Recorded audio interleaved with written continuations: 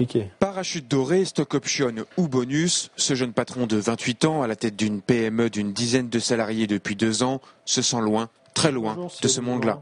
Entre l'infime minorité des grands patrons qui font la une des journaux et les patrons de PME, un fossé profond, sans doute beaucoup plus large que celui qui sépare les salariés des chefs d'entreprise.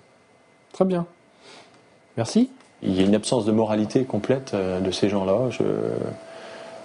Moi, quand on parle des patrons et qu'on évoque ces faits-là, je me sens pas du tout concerné et j'ai du mal à le comprendre, quoi. Quand mon entreprise a du mal à boucler la fin de mois, c'est mon salaire le premier qui est réduit, quoi. C'est la première variable de l'entreprise. Alors c'est sûr que dans ces entreprises-là, c'est pas le cas. Du côté de la CGPME, on s'insurge contre le comportement de certains grands dirigeants.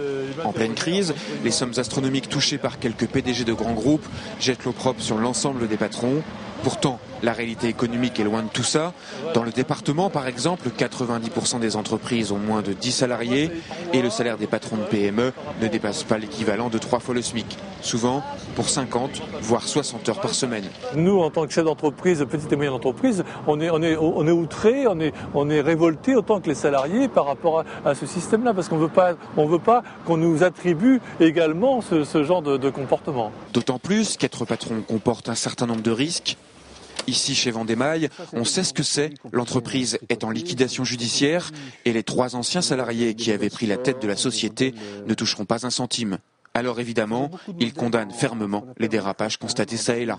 Quand on entend des sommes telles qu'on les entend en ce moment à la radio, à la télévision, on ne peut même pas se mettre à la place de ces gens-là. On va parler des 3,5 millions, on a entendu parler des 3,5 millions d'euros pour le patron de Valeo. C'est une somme qui est complètement indécente. Nous, on aura eu ne serait-ce que le tiers de la prime de ce monsieur. On pouvait continuer à faire vivre à peu près une trentaine de personnes pendant 10 ans peut-être.